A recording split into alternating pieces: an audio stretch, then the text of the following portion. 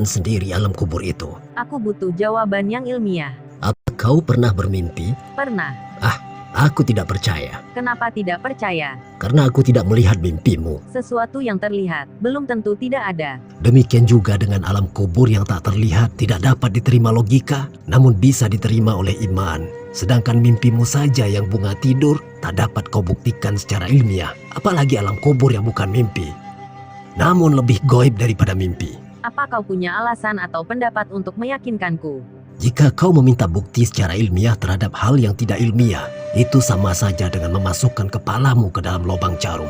Sedangkan alam ini punya beragam dimensi yang di luar nalar. Kami punya Al-Quran. Memang bukan kitab ilmiah, namun ilmuwan sangat sering menemukan fakta ilmiah yang sudah terlebih dahulu diinformasikan oleh Al-Quran.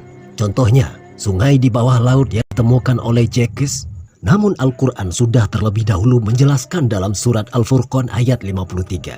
Suara ultrasonik tentang tumbuhan bertasbih ditemukan oleh Profesor William Brown, tapi sudah terlebih dahulu dijelaskan dalam Al-Quran surat Al-Isra ayat 44. Fenomena hujan hewan yang pernah terjadi sudah terlebih dahulu dijelaskan dalam Al-Quran surat Al-A'raf ayat 133.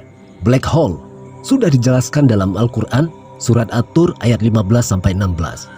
Ruang hampa udara di angkasa, semakin tinggi kita naik, semakin membuat dada sesak. Dan itu sudah lebih dahulu dijelaskan dalam Al-Quran, surat Al-An'am ayat 125. Nabi Muhammad membelah bulan, bukan dongeng belaka. Tapi terbukti ada bekas bulan terbelah.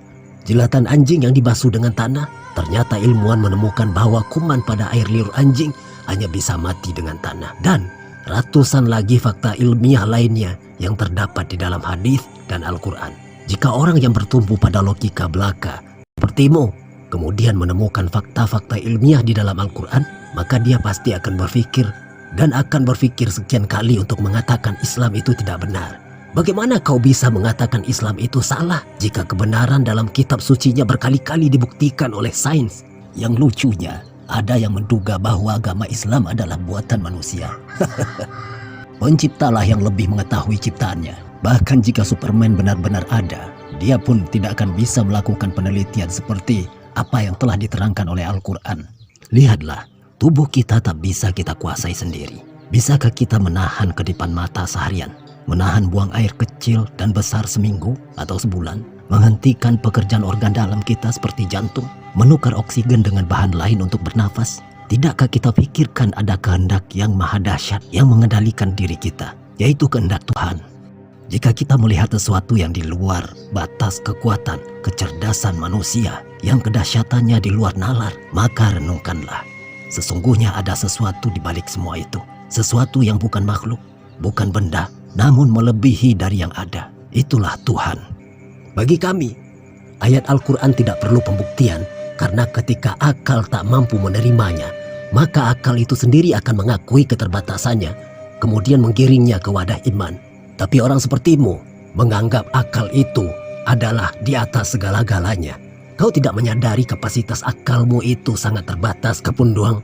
Maka jika kau mencari kebenaran, pelajarilah Islam. Tapi jika kau menyimpan kebencian, hatimu tak akan bisa dimasuki kebenaran. Sampai kapanpun kau mengumpulkan cara untuk mencari kesalahan agamaku, tetap akan ada jawabannya. Dan kau hanya akan mencari sesuatu yang tidak pernah ada.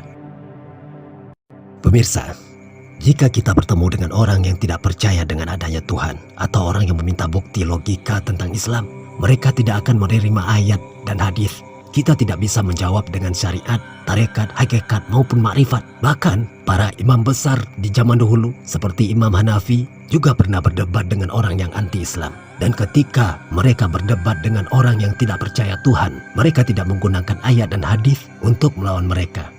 Satu hal yang perlu kita catat, ayat qauliyah, yaitu ayat-ayat yang tertulis di dalam Al-Quran, bukan santapan mereka. Tapi kita harus menggunakan ayat kauniyah yang berupa alam semesta, perbandingan-perbandingan, dan kiasan-kiasan.